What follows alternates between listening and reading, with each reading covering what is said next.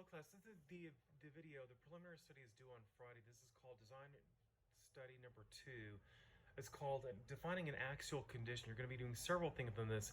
It's the same sort of strategy you did with the first design study exercise. Of course, the first one you had to define or contain spaces, of course, within this little rectangular platform.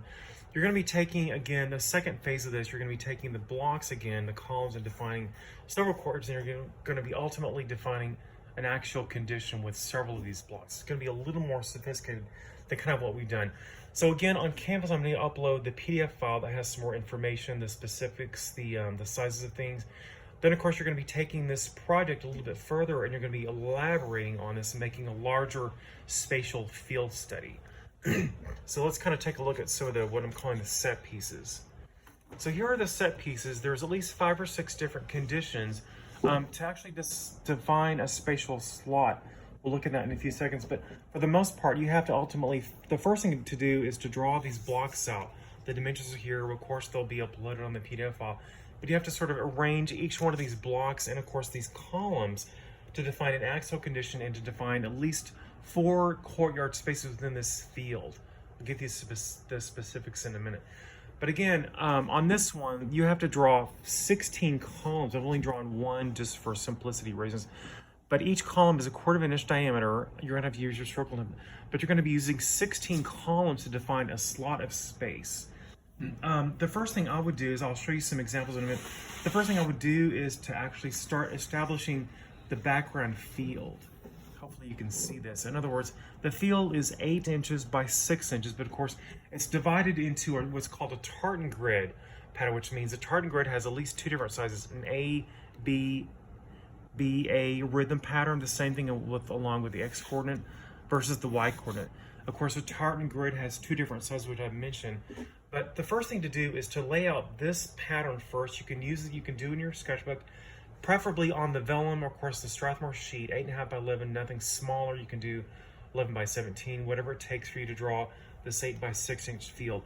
Then on a separate sheet, you're going to be drawing each one of these blocks. The first thing to do is to get familiar with these. You're going to measure each one of these out. The dimensions are here in the PDF file, which I'll upload.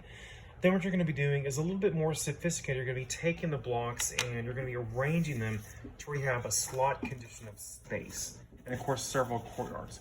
So you'd be surprised that some of the answers for the design assignment are actually already in this field. You already have kind of a layer of beginning strategies, kind of almost like playing chess or a puzzle.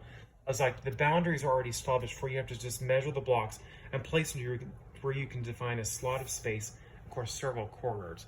So the first thing I would do, of course, is to measure out each one of these blocks, a separate sheet, and then you can go back in your sketchbook and possibly think of, how am I going to define a slot condition? And of course, the PDF file will have some examples of what a slot condition of space is. If you look at the plans of St. Peter's in Rome, if you look at Bernard Housen's plan of the city of Paris, there's wonderful axial conditions with all the streets and boulevards, particularly in the streets of Paris. So what you're going to do is measure the blocks first, then your sketchbook or trace paper is preferable because you can do several different overlays. But I would just try to draw what would an axial condition look like. Of course, an axis is a linear slot of space like this.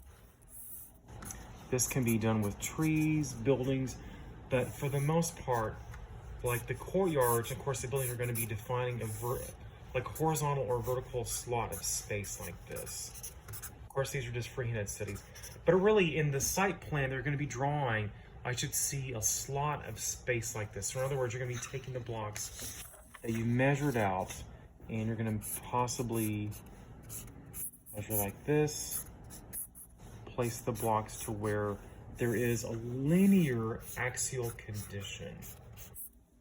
In other words, you should be able to stand maybe at one point and see from one point to the other, aside from having the blocks on either side of these.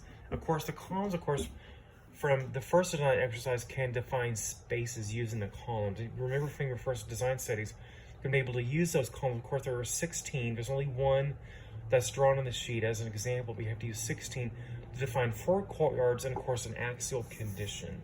Without giving you too much of the answer, I'm going to end in a few minutes, and I will, of course, upload the PDF file for the assignment. But the first thing to do is establish on the piece of paper this grid, the tartan grid pattern, of course 8 inches by 6 inches. Then you're going to start dividing the subdivisions based on the tartan grid, which is shown here. Of course, it's in the PDF file. Then the second thing would be to do is to start drawing each one of these blocks out on a separate sheet. And then, of course, you can possibly cut some of these out.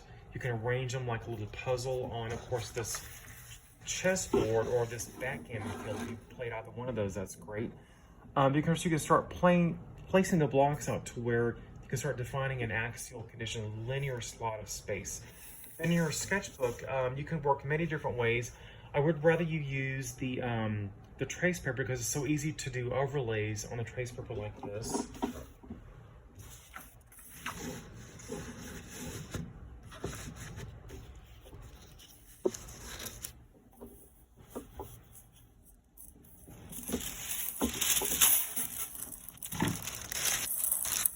And of course, on the overlay, the trace paper, you can start maybe trying to define the space with the blocks. You can place the courtyard, the columns, so on and so forth. There should be like at least some sort of linear slots. Like you have to imagine this like a large hallway or some sort of corridor. If you look at the Tuileries Garden in Paris, shows these beautiful linear slots of space using tracers that I've shown you in one of the first or second classrooms videos that I've shown you before. But really, I should see several different variations. Really, for Friday, I want to see at least 3 or 4, or maybe 2 or 3 at the very minimum, the sketch studies based on what would look like if you use the blocks to try to define the chord spaces and, of course, the axial conditions. So you can use the trace paper, you can do it in your sketchbook, whatever media you have available. Just make sure that the final, which is due on Monday, is a nice sort of carefully drafted, constructed field using, of course, ink and graphite. Without giving to you too much more information, I'm going to kind of end the video. So you have these 2 things to work from, the set pieces here, then of course the background field which you have to draw the final version. Really, the final version will have the grid established, of course, the blocks that are defining the space and the courtyards with the ink and the graphite. So I will go in and upload the PDF for you. I want to see some preliminary stuff uploaded on Canvas by Friday, and then we'll talk about those, and your final design version is due on Monday.